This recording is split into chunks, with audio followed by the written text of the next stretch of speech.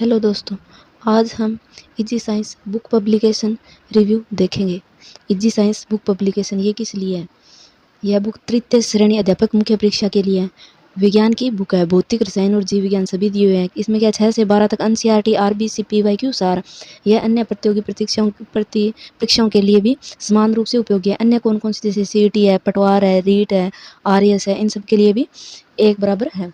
तो इसके लेखक है साजिद खान। इसका पहला टॉपिक है जैव प्रक्रम। इसके बारे में हम देखेंगे। जैव प्रक्रम के सभी टॉपिक है पोषण, श्वसन, उत्सर्जन, वहन। लेकिन इस पहले अध्याय में कौन सा टॉपिक है? पोषण। पहले हम देखेंगे जैव प्रक्रम होता क्या है। तो जीवित शरीर में होने वाली सभी प्रक्रियाएं या अनुरक्षण, रख रखाव कार्य जो जीवन के लिए क्या है अनिवार्य है, इसे क्या कहते हैं? जैव प्रक्रम। तो जैव प्रक्रम में क्या आता है? पोषण, श्वसन, उत्सर्जन तथा वहन जैव प्रक्रम के उदाहरण है। सभी जीवों को जैविक क्रियाओं के लिए ऊर्जा एवं निर्माण सामग्री के स्रोत के रूप में भोजन की आवश्यकता होती है। चूंकि जंतु अपने भोजन का संश्लेषण पादपों की तरह प्रकाश संश्लेषण नहीं कर सकता, अतः यह भोजन के लिए अन्य जीव पर निर्भर करता है। जिसे प्राप्त कच्चे भोज्य पदार्थ को शरीर के उपयोगी पदार्थ में बदलता है। इससे प्राप्त ऊर्जा का उपयोग विभिन्न उपापचय क्रियाओं और मरम्मत वृद्धि हेतु किया जाता है, जिसे क्या कहते हैं? पोषण। तो जो हम ऊर्जा प्राप्त करते हैं उसका उपयोग कहाँ करते हैं? उपापचय क्रियाएं जैसे मरम्मत है, वृद्धि है, इसके लिए करते हैं। तो इसे क्या कहते हैं? पोषण। पाचन। अब भोजन ग्रहण करेंगे, पाचन। तो पाचन है क्या है? तो पाचन क्या है? पाचन है जटिल खाद्य पदार्थों को पाचक एंजाइमों यानी हाइड्रोलाइटिक एंजाइम की सहायता से सरल अवशोषण योग्य बनाने की प्रक्रिया को क्या कहते हैं? पाचन। पाचन एक क्या? भौतिक, रासायनिक और जल अपघटनीय हाइड्रोलाइटिक प्रक्रिया है। अब भोजन के 6 घटक होते हैं। कौन कौन से? कार्बोहाइड्रेट, वसा, विटामिन, प्रोटीन, खनिज, लवण और जल। इनमें से क्या है? ये खनिज, विटामिन और जल, ये इनका क्या पाचन नहीं होता, ये सीधे अवशोषित किए जाते हैं। अब ट्रिक देखो, सामान्यतः कार्बोहाइड्रेट को पचाने वाले एंजाइम के पीछे एज लगा होगा, प्रोटीन वाले एंजाइम के पीछे इन। अब जटिल खाद्य पदार्थ किसकी सहायता से सरल पदार्थ में बदलते हैं? एंजाइम की सहायता से। कार्बोहाइड्रेट एज पाचन है, एज एंजाइम है जो क्या ग्लूकोज में बदलते हैं। वसा का पाचन लाइपेज, वसीय अम्ल और ग्लिसरॉल। प्रोटीन, इनके एंजाइमों के पीछे क्या होगा? इन, और क्या अमीनो अम्ल में बदलते हैं। अब देखो पाचन के प्रकार। पाचन कितने प्रकार का होता है? पाचन 2 प्रकार का होता है, अंतःकोशिकीय पाचन और बाह्य कोशिकीय पाचन। तो अंतःकोशिकीय पाचन क्या? जब पाचन की क्रिया कोशिका के अंदर खाद्य रिक्तिका में होती है तो इसे क्या कहते हैं? अंतःकोशिकीय पाचन। यह उदाहरण है इसके प्रोटोजोआ, अमीबा और पैरामीशियम और पोरीफेरा जैसे स्पंज। बाह्य कोशिकीय पाचन जब पाचन की क्रिया कोशिका के बाहर पाचन नाल में हो। सिलिंड्रेटा से लेकर कोर्डेटा तक के जीवों में जैसे केंचुआ, एनेलिडा, तिलचटा, आर्थ्रोपोडा, मछली, मेंढक, मानव कोर्डेटा। कुछ प्राणियों जैसे सिलिंड्रेटा, हाइड्रा और प्लेटीहेल्मिन्थेस प्लेनेरिया में दोनों प्रकार का पाचन पाया जाता है, अंतःकोशिकीय और बाह्य कोशिकीय दोनों। अब हम आगे देखेंगे मानव का पाचन तंत्र। तो उत्पत्ति किससे होती है? एक्टोडर्म और एंडोडर्म दोनों से। मानव पाचन तंत्र की उत्पत्ति एक्टो और एंडोडर्म दोनों से होती है। मनुष्य का पाचन आहार नाल व सहायक ग्रंथियों से मिलकर बना होता है। तो मनुष्य के पाचन तंत्र में एक तो क्या लंबी नाल है और उसकी सहायता के लिए कुछ ग्रंथियां भी है। आहार नाल मुख से लेकर एनस तक वह भाग है जिससे होकर भोजन गुजरता है। यह लगभग 8 से 10 मीटर यानी 32 फीट की है। कौन कौन से भाग है इसके? मुख है, ग्रसनी है, ग्रसिका, ग्रास नाल है, आमाशय है, छोटी आंत है, बड़ी आंत है और एनस है।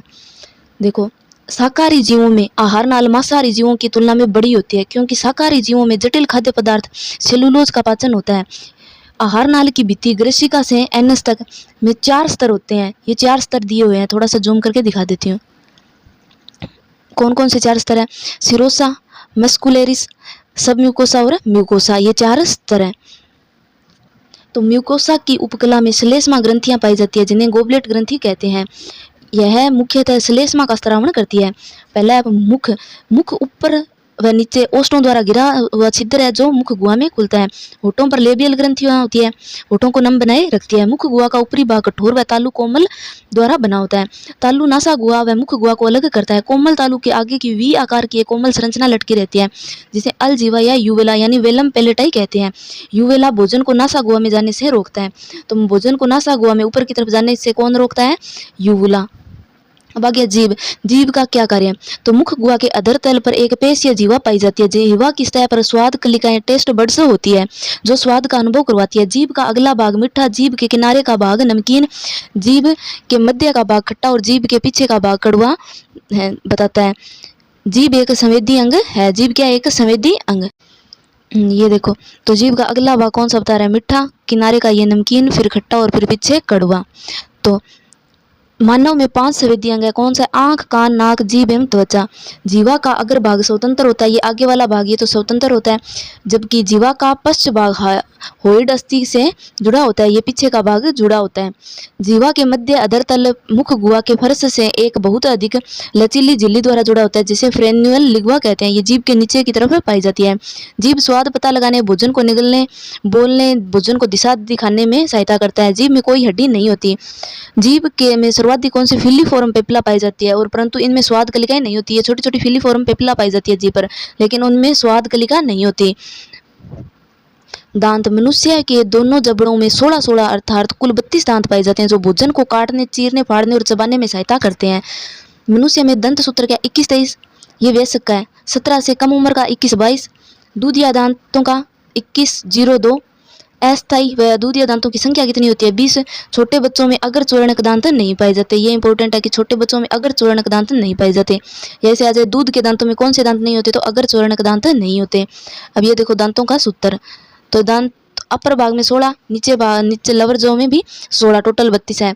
सबसे आगे वाले ये इंसाइजर है, फिर कैनाइन्स है, फिर प्रीमोलर है और फिर मोलर है। मनुष्य में दांतों की विशेषता क्या है? तो मनुष्य में दांत कितने? द्विबारदंती होते हैं। 2 बार आते हैं तो द्विबारदंती, विषमदंती, गर्तदंती। विषम मतलब अलग अलग प्रकार के है ना, ये इंसाइजर, कैनाइन्स, प्रीमोलर, मोलर, और गर्तदंती यानी जबड़ों में होते हैं। मनुष्य में समदंती दांत नहीं होता। द्विबारदंती मनुष्य के जीवन काल में 20 दांत 2 बार आते हैं। अगर चूर्णक 8 और अंतिम चूर्णक अक्कलदाढ़ अवशेष ये 4 दांत होते हैं। जो दांत जीवन काल में एक बार आते हैं इन्हें स्थायी दांत कहते हैं। तो कौन कौन से? अगर चूर्णक 8 संख्या इनकी, और चूर्णक यानी अक्कलदाढ़ ये 4, तो ये 8 और 4 12 दांत जीवन में एक बार आते हैं। अब दंत सूत्र देखो, एक जबड़े का दिया हुआ दंत सूत्र। इंसाइजर कितने हैं? 2। कैनाइन्स कितने हैं? 1। Premolar 2, molar 3। और कुल दांत कितने होते हैं मुख में? Incisor 8, canines 4, premolar 8, molar 12।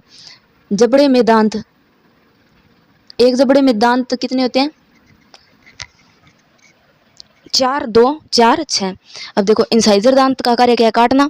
Canines का क्या है? चीरना फाड़ना। प्रीमोलर का क्या है? चबाना। और मोलर का क्या है?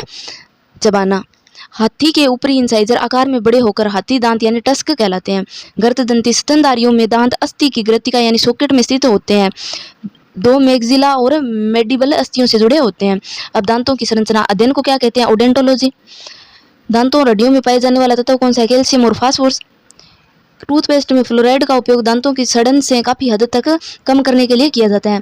स्तनियों में दांत में निम्न 3 भाग होते हैं, शिखर को क्राउन, फिर नेक और फिर रूट। मसूड़ों के ऊपर बाहर निकला भाग डेंटिन का बना हुआ कौन सा होता है? शिखर। मसूड़ों में स्थित ग्रीवा जब जबड़ों की अस्थियों की ग्रथिकाओं में स्थित होते हैं। यह जब मूल रूट क्या है दांतों की? तो जब यह जबड़ों की अस्थियों की ग्रथिकाओं में स्थित होते हैं, इनमें अस्थि समान सीमेंट पाया जाता है। दांतों की शिखर पर एक सफेद कठोर चमकदार परत पाया जाता है, जो इनेमल की बनी होती है। जंतु जगत का सबसे कठोरतम पदार्थ है। इसकी उत्पत्ति एक्टोडर्म से होती है। यह इनेमल है। मुख की पीएच कम हो जाती है तो क्या इनेमल का क्षरण होने लगता है। इसे क्या कहते हैं? दंत क्षय। इनेमल बनाने वाली कोशिकाएं एम्यूलोब्लास्ट कहलाती है। इनेमल का 96% भाग अकार्बनिक लवण कैल्शियम फास्फेट तथा कार्बोनेट पाए जाते हैं। यह जल की मात्रा लगभग 3% पाई जाती है। दांतों का मुख्य भाग डेंटिन का बना होता है। इसका निर्माण ओडेंटोब्लास्ट कोशिकाओं से होता है। इसकी उत्पत्ति मेसोडर्म से होती है। दांत एक्टोमेसोडर्मल होता है। अब देखो लार का स्रावण किससे होगा? लार ग्रंथियों से। मनुष्य में 3 जोड़ी यानी कुल 6 लार ग्रंथियां। कौन सी? पैरोटिड, सब मैक्सिलरी और सब लिग्वल। कर्णपूर्व कौन सी है? सबसे बड़ी लार ग्रंथि है। वायरस के संक्रमण के कारण मम्पस रोग में प्रभावित अंग पैरोटिड है। अधोजंब, सब मैक्सिलरी, सबसे ज्यादा लार लगभग 70% का स्रावण करती है। अधोजीवा, सब लिग्वल, सबसे छोटी व सबसे कम लार स्रावित करती है। बार्थोलिन या रिविनस नलिका।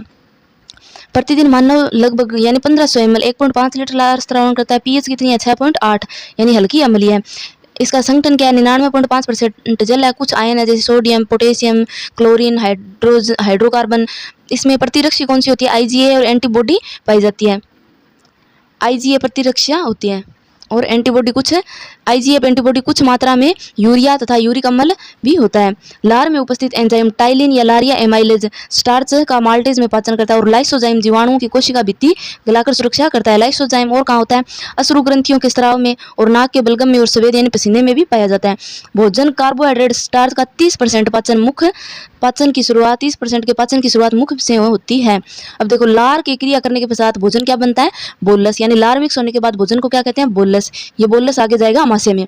तो भोजन में उपस्थित अम्ल को उदासीन करने का कार्य लार में उपस्थित बाइकार्बोनेट आयन करते हैं। ग्रसनी, यह मुख गुहा तथा ग्रास नली के मध्य का भाग ग्रसनी है। यह पाचन एवं श्वसन की क्रिया का एक सामान्य अंग है। इसके 3 भाग है, मुख ग्रसनी, नासा ग्रसनी, कंठ ग्रसनी। मुख गुहा के पीछे ऊपर स्थित कोमल तालु ग्रसनी को 2 भागों में बांटती है। ग्रसनी का ऊपरी भाग नासा ग्रसनी व नीचे का भाग मुख ग्रसनी कहलाता है। एक जोड़ी यूस्टेकियन नलिका के छिद्र नासा ग्रसनी में उपस्थित होते हैं। मुख ग्रसनी व नासा ग्रसनी जहाँ मिलते हैं उसे कंठ ग्रसनी कहते हैं। तीसरा है ग्रसिका, ग्रास नाल या भोजन नाल। ग्रसनी के अंत में 2 छिद्र को होते हैं, गाटी और निगल द्वार। निगल द्वार के माध्यम से भोजन नली में प्रवेश करता है। यह एक पतली नलिका है जो डायफ्राम के माध्यम से उदर गुहा में अमाशय में खुलती है। आहार नाल में ग्रसिका से गुद्दा तक कर्मा कुंचन गति पाई जाती है। तो भोजन की गति आहार नाल में कैसी होती है? कर्मा कुंचन गति होती है, जिससे भोजन आगे बढ़ता है। सर्वाधिक कर्मा कुंचन गति अमाशय में व सबसे कम एनस में पाई जाती है। यह लगभग 25 सेंटीमीटर लंबी पेशीय नलिका है। भोजन को मुख से अमाशय तक पहुंचाती है। ग्लोटिस द्वार के ऊपर एपिग्लोटिस पाया जाता है, भोजन को श्वास नली में जाने से रोकता है। ग्रास नली में श्लेष्मा जैसा चिपचिपा पदार्थ पाया जाता है जो भोजन को फिसलाकर आगे बढ़ाता है। ग्रसनी व ग्रास नाल में कोई एंजाइम नहीं पाई जाती, अतः भोजन का पाचन नहीं होता। तो ये ग्रसनी और ग्रास नाल 2 भाग है जहाँ भोजन का पाचन नहीं होता। अमाशय यह उदर गुहा के बाईं ओर डायफ्राम के नीचे स्थित होता है। आहार नाल का सबसे चौड़ा भाग है। यह थैले समान पेशी अंग है। इसकी आकृति जे आकार की है। इसके 3 भाग है, जठरागम, फंडस और जठर निर्गम, कार्डियक फंडस और पाइलोरिक। अमाशय के चारों ओर पेरिटोनियम का आवरण पाया जाता है। अमाशय में 2 से 3 लीटर भोजन संग्रहण लगभग 4 से 5 यानी सबसे ज्यादा टाइम तक होता है। अमाशय की भीतरी दीवार स्तंभाकार एपिथेलियम से बनी होती है। इसमें जठर ग्रंथियां पाई जाती है जो जठर रस का स्रावण करती है। गैस्ट्रिन हार्मोन जठर ग्रंथियों से जठर रस के स्रावण को प्रेरित करता है। जठर ग्रंथियों में निम्न कोशिकाएं पाई जाती है, पेप्टिक या मुख्य या जाइमोजन कोशिकाएं। ये क्या है? यह पेप्सिनोजन और प्रोरेनिन का स्राव करती है। यह कुछ मात्रा में जठरीय लाइपेज का उत्पादन भी करती है, परंतु यह वसा के पाचन में बहुत कम सहभागिता निभाता है। प्रोरेनिन शिशुओं में पाया जाता है और वयस्क में नहीं। ऑक्जेंटिक या अम्लजन कोशिकाएं, यह मुख्यतः HCl अम्ल व नेज कारक का स्रावण करती है। HCl का कार्य क्या है? निष्क्रिय पेप्सिनोजन को पेप्सिन में बदलता है। पेप्सिन प्रोटीन का पाचन करता है। यह निष्क्रिय प्रोरेनिन को रेनिन में बदलता है, जो रेनिन नवजात शिशुओं में दूध में पाए जाने वाले कैसीन प्रोटीन को कैल्शियम पैराकेसिनेट में बदल देता है। रेनिन एंजाइम वयस्क में सामान्यतः नहीं पाया जाता है। यह भोजन में आए अणुओं का नाश कर उसे सड़ने से बचाता है। एंजाइम को क्रिया हो गई, 2 तो एंजाइम क्रिया कर रहा है और 1 क्या जीवाणुओं को नष्ट कर रहा है। अब क्या HCl pH 1.8 भोजन पर लार की क्रिया को रोकता है। यहाँ के लार की क्रिया बंद हो जाती है। अमाशय के वातावरण को अत्यधिक अम्लीय बनाता है। अमाशय की पेशीय दीवारों के संकुंचन द्वारा भोजन जठर रस में पूरी तरह मिक्स हो जाता है। इस भोजन को क्या कहते हैं? कायम। लार मिलने के बाद क्या था? बोलस। और पेशीय दीवार के भोजन जठर रस मिलने के बाद क्या बनता है? कायम। नेज कारक विटामिन B12 के अवशोषण के लिए आवश्यक है। अमाशय की दीवारों पर चिपचिपा पदार्थ पाया जाता है जिसे श्लेष्मा कहते हैं। यह श्लेष्मा क्या करता है? अमाशय पर HCl की क्रिया को से बचाता है। श्लेष्मा का स्राव गोबलेट कोशिकाएं करती है। HCl की अधिकता में पेट में अम्लता बढ़ जाती है, जिसे कम करने के लिए क्षारीय पदार्थ जैसे milk of magnesia, MgOH2, baking soda आदि का उपयोग किया जाता है। अम्लता को दूर करने वाले ये क्षारीय पदार्थ एंटासिड कहलाते हैं। जठर रस की pH कितनी होती है? 1.5 से 2.5। छोटी आंत, अमाशय जठर निर्गम छिद्र पाइलोरिक द्वारा छोटी आंत में खुलता है। इसकी लंबाई लगभग 6 से 7 मीटर है, व्यास कम है, इस कारण से छोटी आंत कहते हैं। पाचन तंत्र का सबसे लंबा भाग है। नाम छोटी आंत है लेकिन पाचन तंत्र का सबसे लंबा भाग है। क्षुद्रांत्र और वृद्धांत्र की लंबाई का अनुपात कितना है? 5:1। इसके 3 भाग हैं, ड्यूडेनम, जेजुनम और इलियम।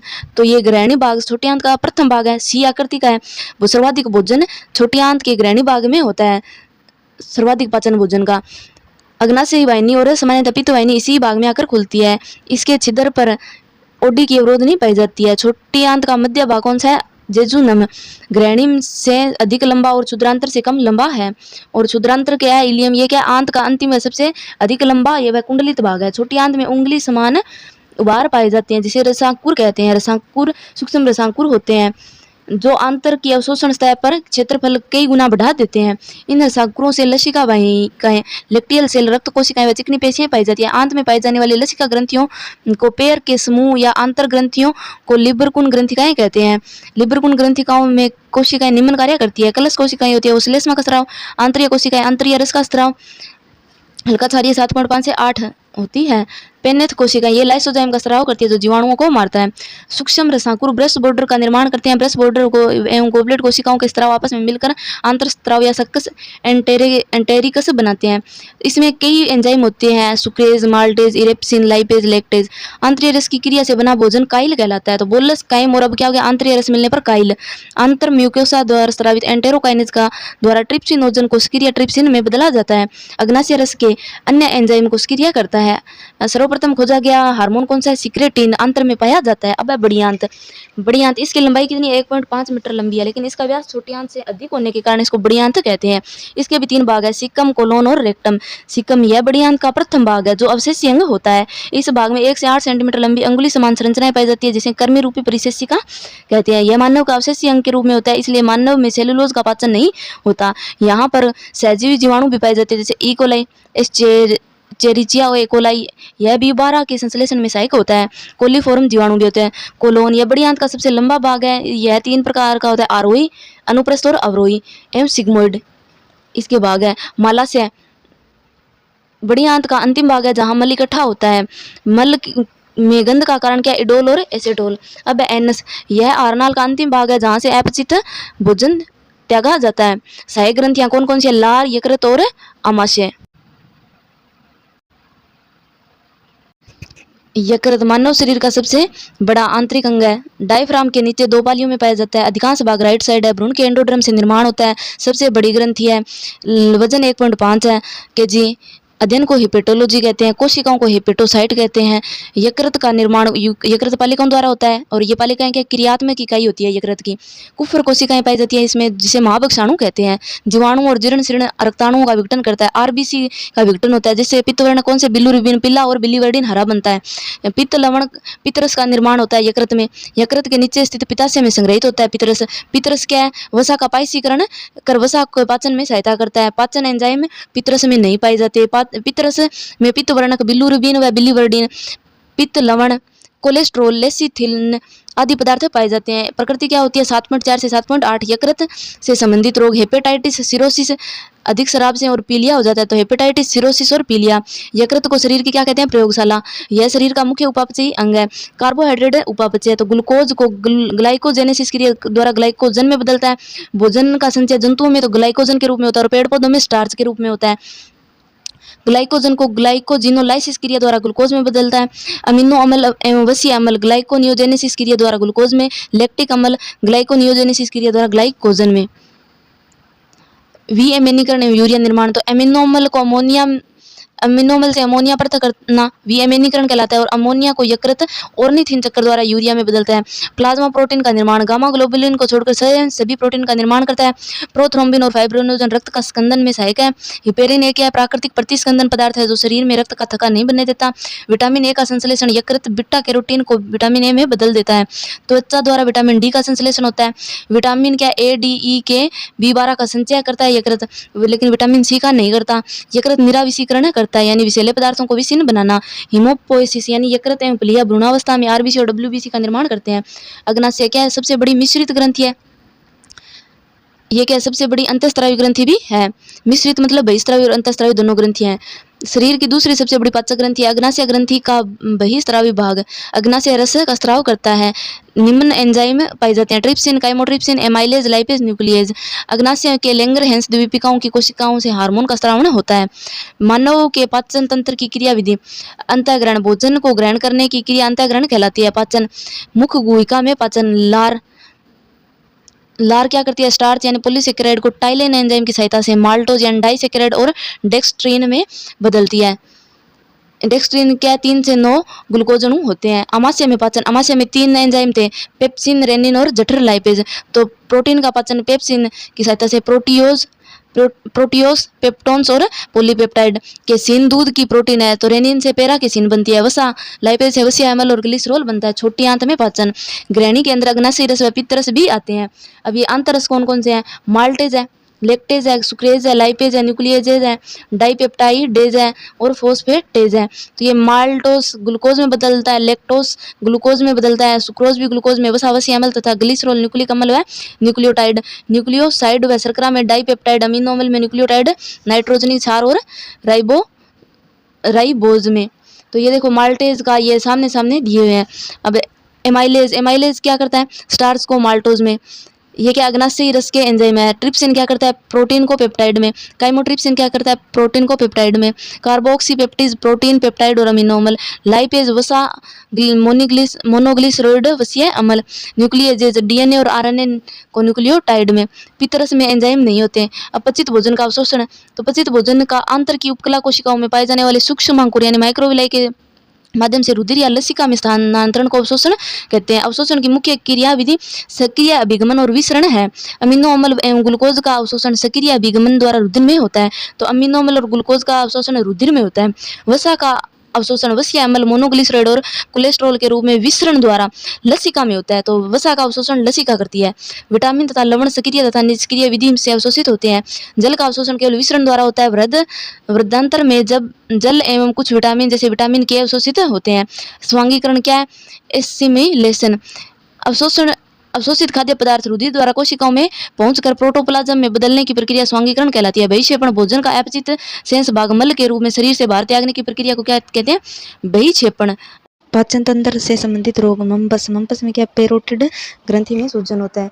एसिडिटी, अम्ल की मात्रा बढ़ना। मिल्क ऑफ मैग्नीशिया इसका इलाज है। अल्सर, अधिक अम्लीयता के कारण आहार नाल में घाव होना। दंत चेप, मुंह के पीएच 5.5 से कम होने पर दांतों के इनेमल का विघटन होना।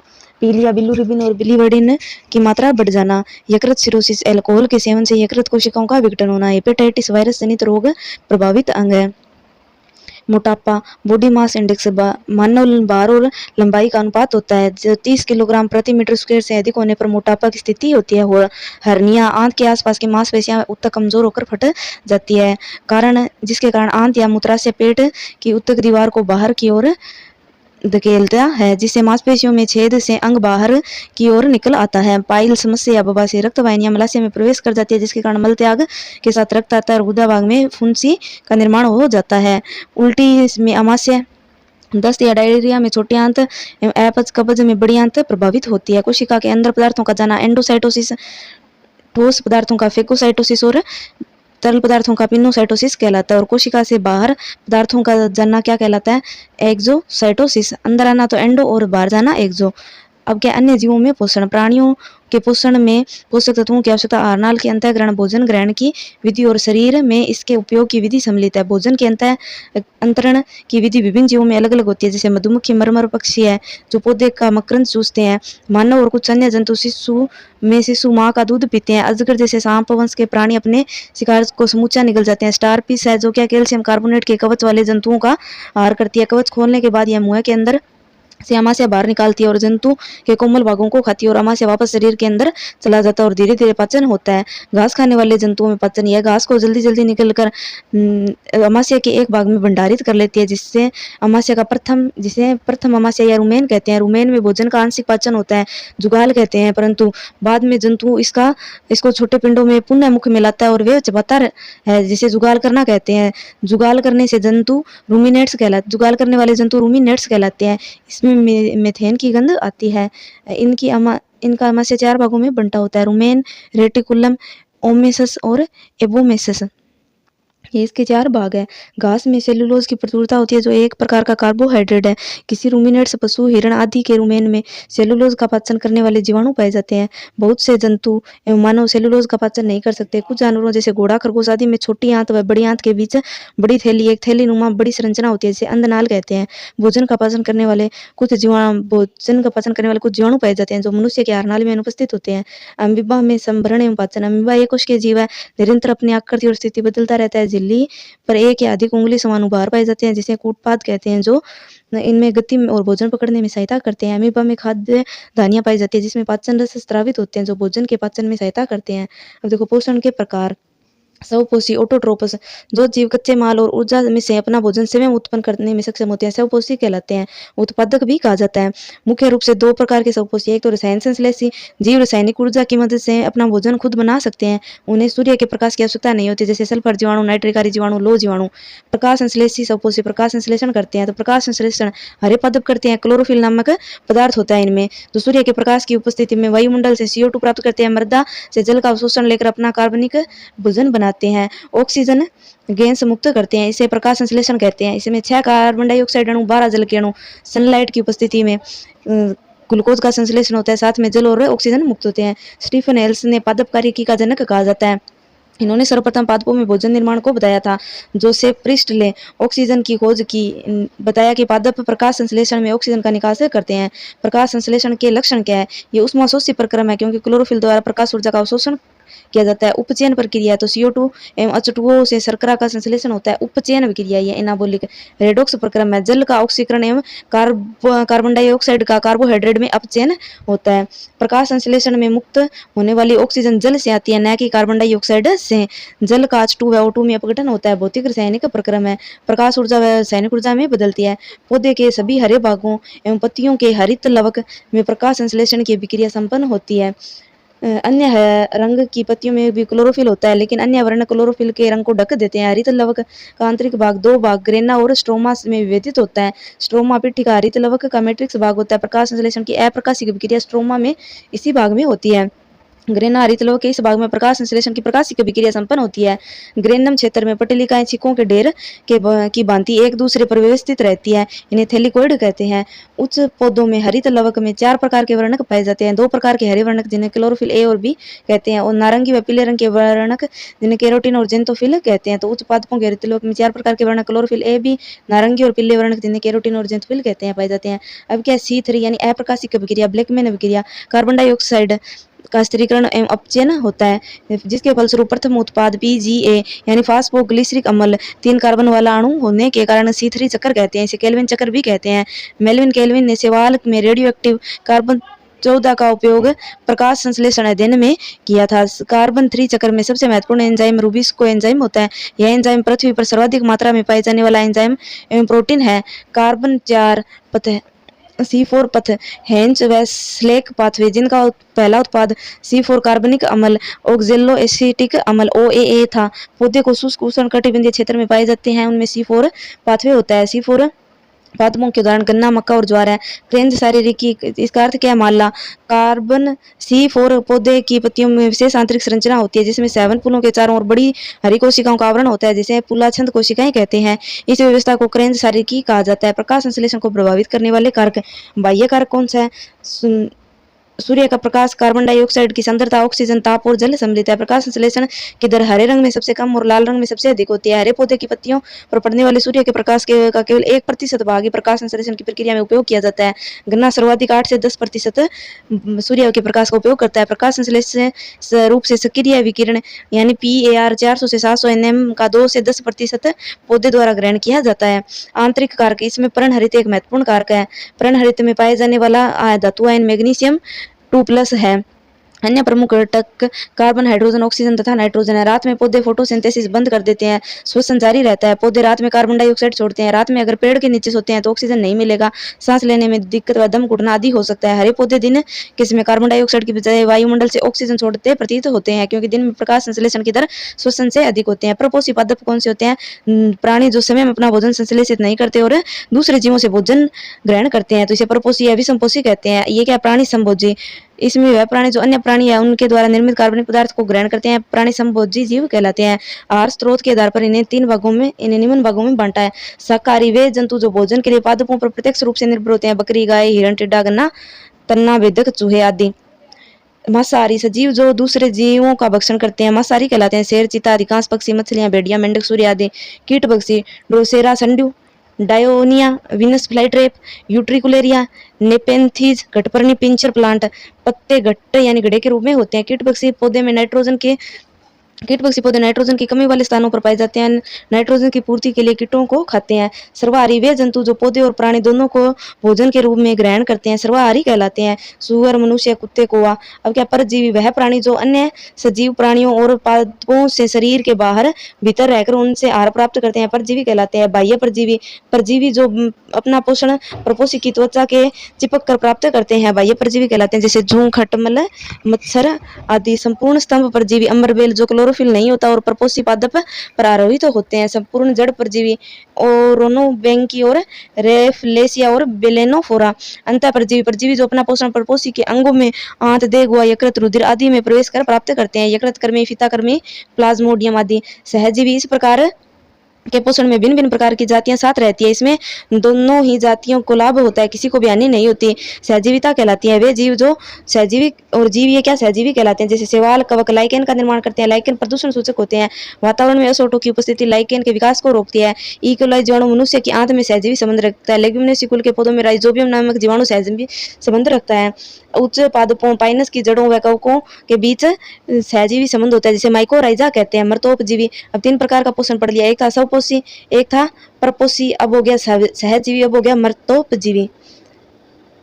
परपोषी में प्राणी संभोजी और परजीवी था, और अब हो गया सहजीवी और अब मृतोपजीवी। वे सजीव जो सड़े गले मृत पदार्थों से अपना भोजन प्राप्त करते हैं मृतोपजीवी कहलाते हैं, जैसे छत्रक, मशरूम, अगेरिकस, म्यूकर, मोनोट्रोपा और नियोसिया, कवक और जीवाणु। ये हमारा पोषण टॉपिक पूरा हुआ। Thank you.